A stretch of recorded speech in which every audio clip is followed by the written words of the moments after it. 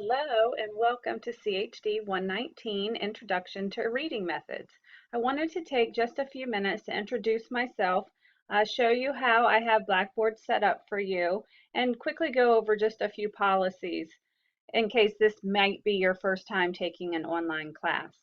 Um, so I have had some of you in class before, either online or face-to-face, and some of you are brand new, so I look forward to us building an online community together.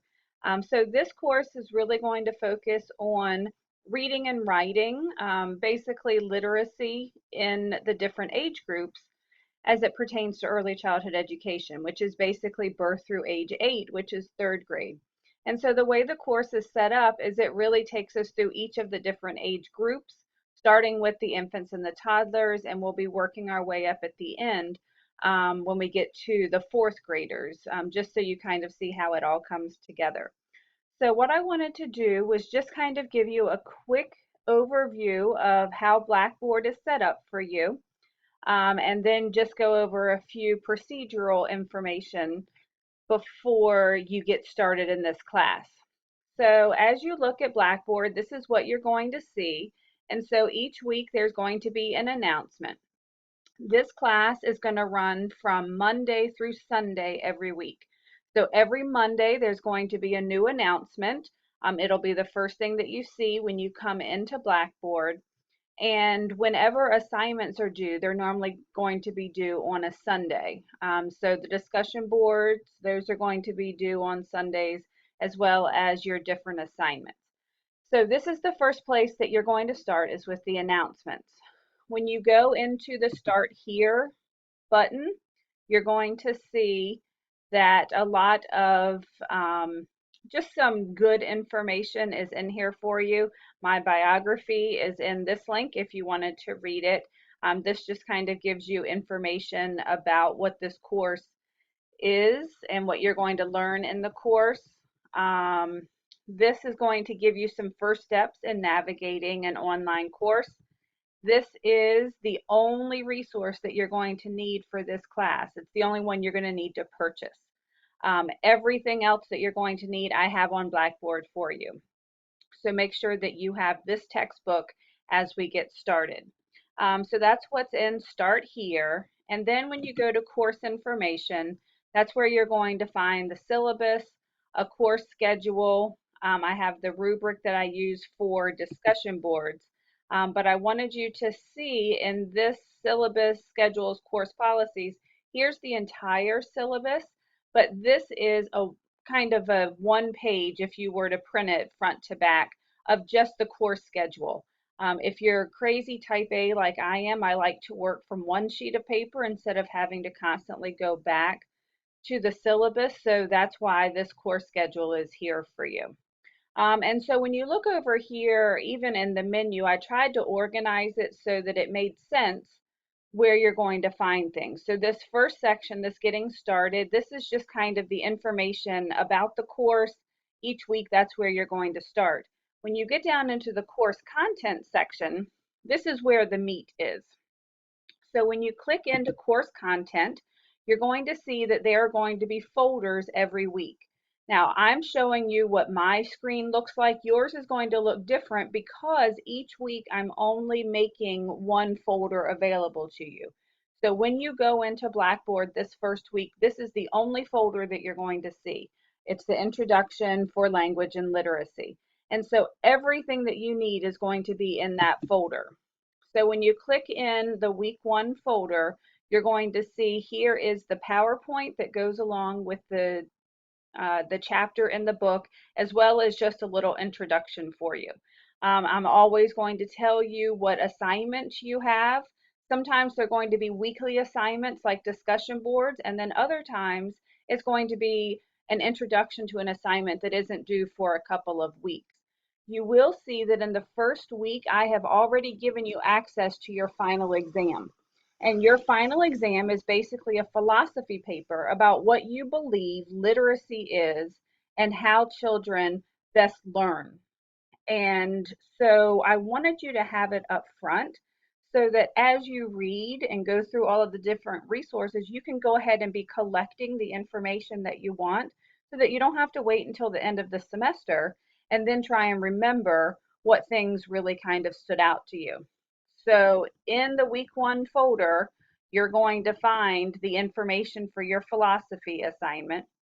The other thing that you need to do for this week is to do the discussion board on the class introductions.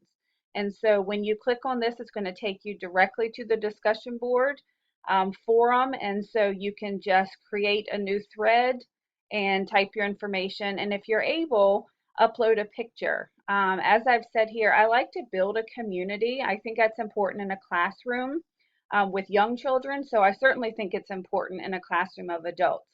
So it's kind of nice to have a visualization of the person that we're responding to. And so each week, this is what your folder is going to look like.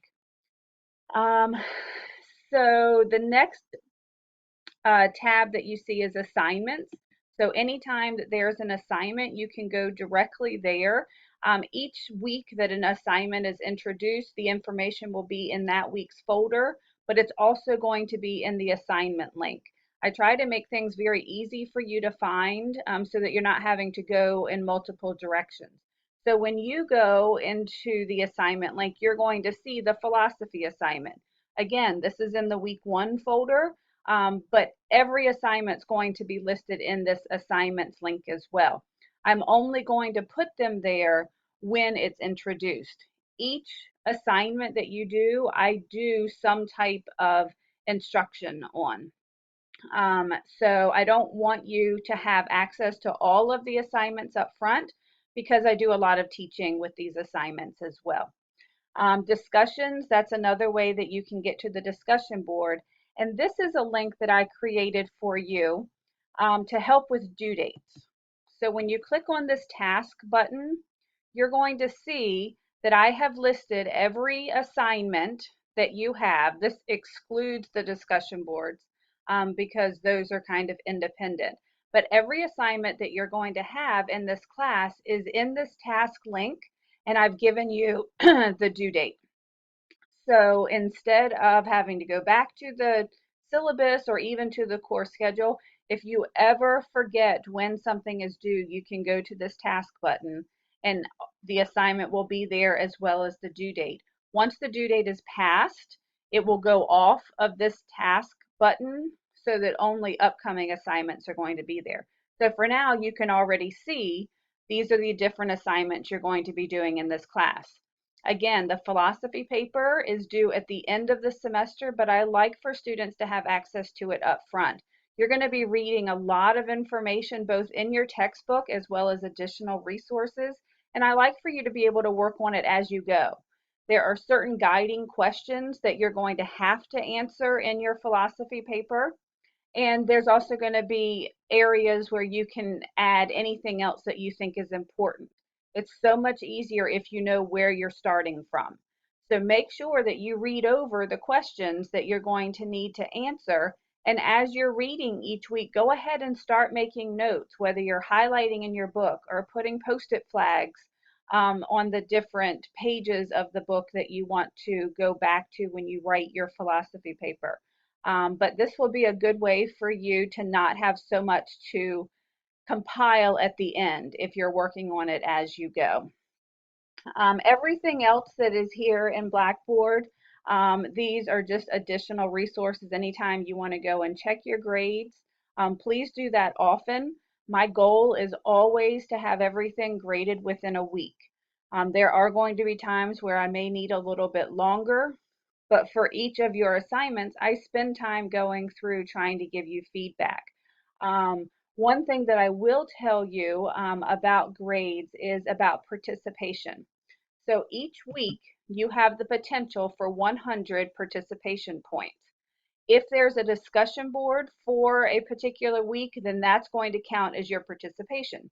If there is no discussion board, or I haven't indicated that you needed to send me an email or do something else, then simply logging on to Blackboard for that week will count as your participation.